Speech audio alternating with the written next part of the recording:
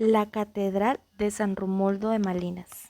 Hola, muy buenos días compañeras y compañeros y docentes. Mi nombre es Valentina Monsalve Caicedo de Artes Plásticas y Visuales y el día de hoy les voy a platicar un poco sobre la Catedral Romualdo. Antes de empezar les voy a dar una pequeña introducción sobre qué es la arquitectura gótica. La arquitectura gótica es una forma de expresión artística que define el arte gótico. Este estilo artístico está conformado por el románico y el renacimiento. Fue un desarrollo en Europa occidental por el cristianismo latino en la Edad Media. Desde finales del siglo XII hasta el siglo XV, los exponentes del arte gótico continuaron hasta principios del siglo XVI. En la arquitectura gótica encontramos dos elementos estructurales básicos: el arco ojivalo puntiagudo y la bóveda de crucería. Estos permiten que la transmisión de cargas sean verticales, lo que permite una mejor distribución de cargas y una altura mucho mayor. Ahora sí, les voy a comenzar a hablar sobre la Catedral de San Romualdo de Malinas. La Catedral de San Romualdo de Malinas se encuentra en la ciudad de Malinas, en Bélgica. Esta majestuosa catedral, construida en honor de San Romualdo de Malinas, es un importante punto de referencia tanto religioso como cultural en la religión. Su imponente presencia y rica historia la convierte en un destino destacado para los visitantes interesados en la arquitectura gótica y el patrimonio religioso. Los primeros años y la fundación, siglo VII. La historia de la Catedral de San Romualdo comienza con el misionero irlandés San Romualdo, quien llegó a la religión para evangelizar. Según la tradición, fue martirizado en Malinas y se eligió una iglesia en el sitio de su martirio en su honor. Siglo XIII. En este siglo, sobre los restos de la iglesia anterior, se empezó a construir una nueva iglesia en estilo gótico para honrar al santo. Este proyecto se enmarcaba en una era de prosperidad y desarrollo religioso en Europa. Construcción de la catedral, siglo XV.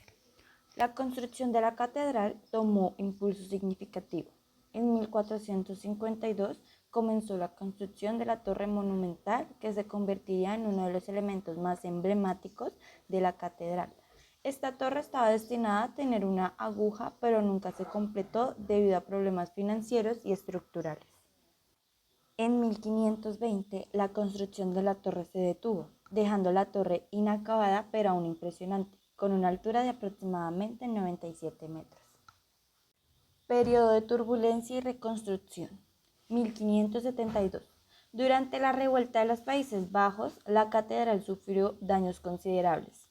Este periodo estuvo marcado por el conflicto entre las fuerzas protestantes y católicas.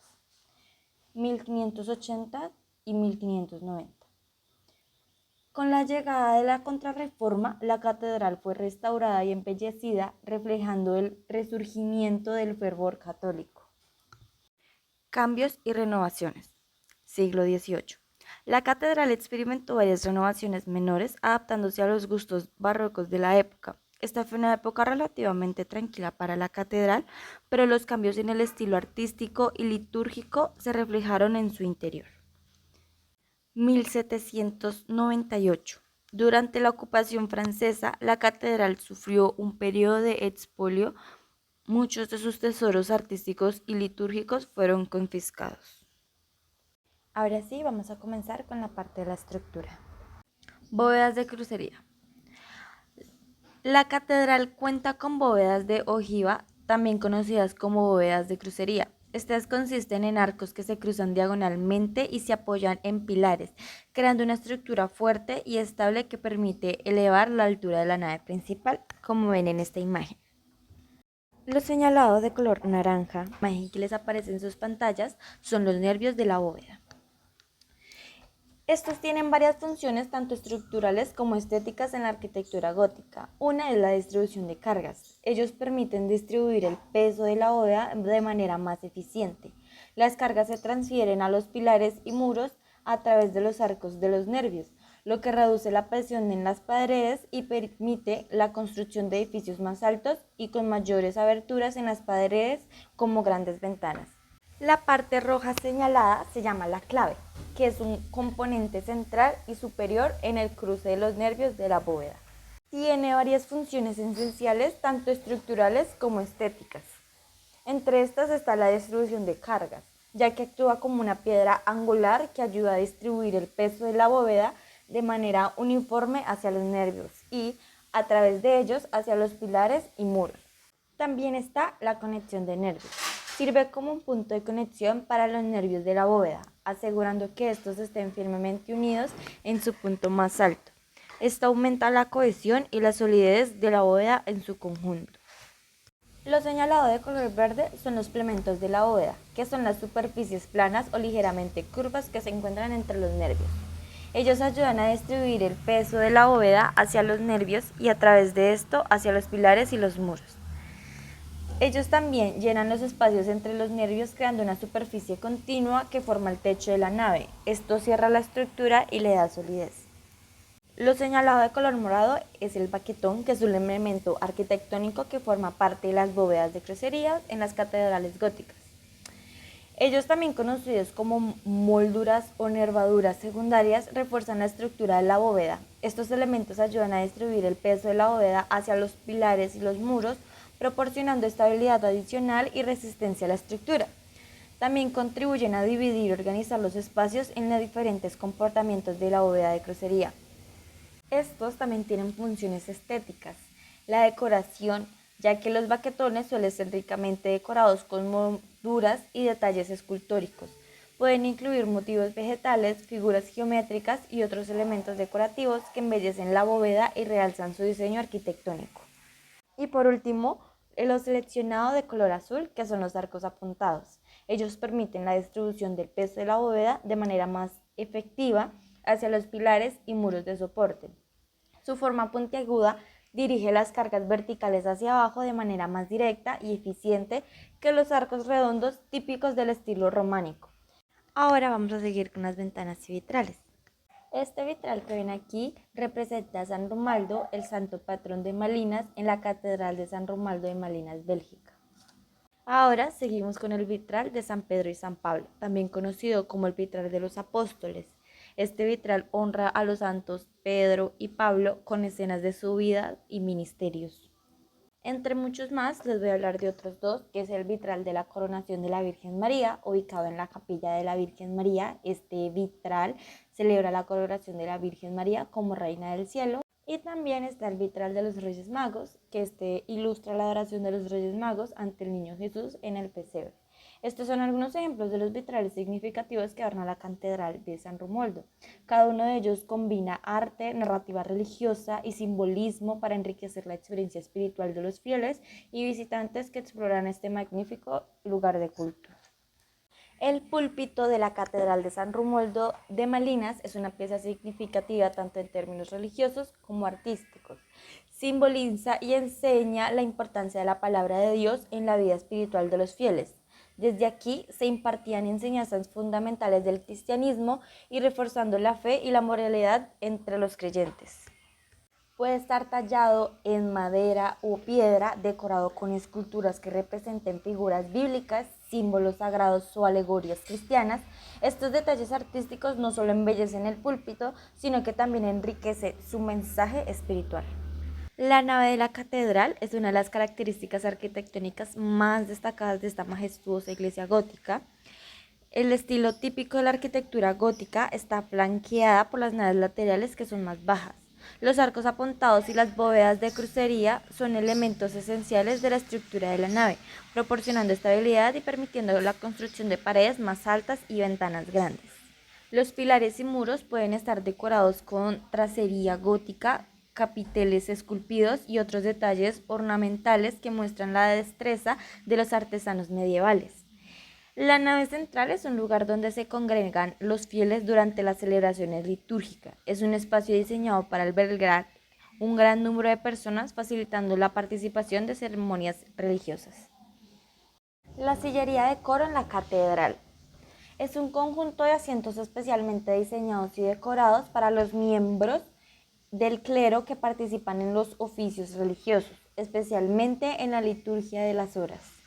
Los asientos están dispuestos en filas a ambos lados del coro, con cada asiento individual conocido como estalón. El órgano de la catedral es uno de los instrumentos más destacados y valiosos de la iglesia. Tiene una historia rica y ha sido objetivo de varias modificaciones y restauraciones a lo largo de los siglos. Originalmente la catedral pudo haber tenido órganos más pequeños antes de la construcción del gran órgano actual. La torre de San Romualdo es una de las características destacadas de la catedral de San Romualdo. La torre de San Romualdo es una característica destacada de la catedral. La construcción de la torre comenzó en 1452 y fue diseñada como parte de la catedral gótica. El arquitecto original fue Rombaud, miembro de una famosa familia de arquitectos góticos. La construcción de la torre continuó a lo largo de los siglos y aunque se planeaba que alcanzara una altura de 167 metros, nunca se completó y se detuvo a 97 metros. La torre es un magnífico ejemplo de la arquitectura gótica brabantina, caracterizada por su verticalidad, ornamentación detallada y uso de piedra caliza. Presenta numerosos elementos decorativos como gárgolas, pináculos y tracería elaborada. El carillón. La torre alberga un famoso carillón que es uno de los más importantes y grandes del mundo. El carillón actual consta de 49 campanas con un peso total de varias toneladas. Se realizan conciertos regulares del carillón que traen a muchos visitantes y residentes locales. Durante estos conciertos, el sonido melodioso de las campanas se puede escuchar en toda la ciudad. Ahora les dejo este fragmento de las campanas sonando.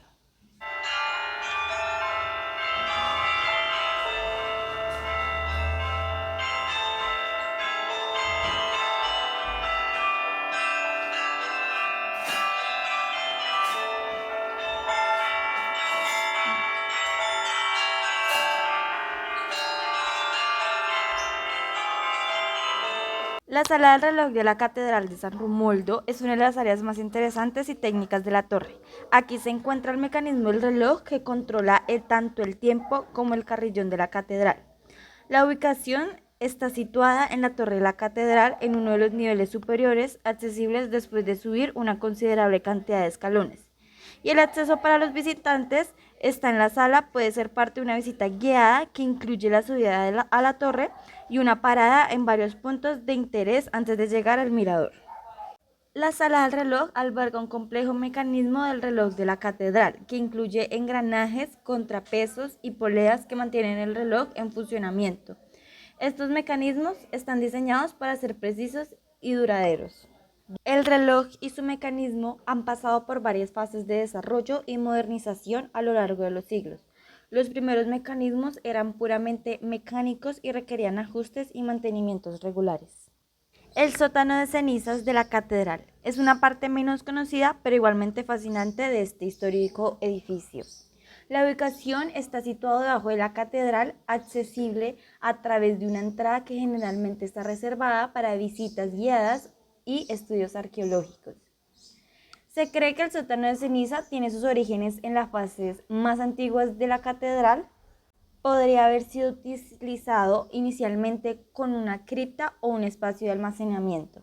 El nombre de sótano de ceniza sugiere que en algún momento el espacio pudo haber sido utilizado para almacenar cenizas con actividades litúrgicas o funerarias.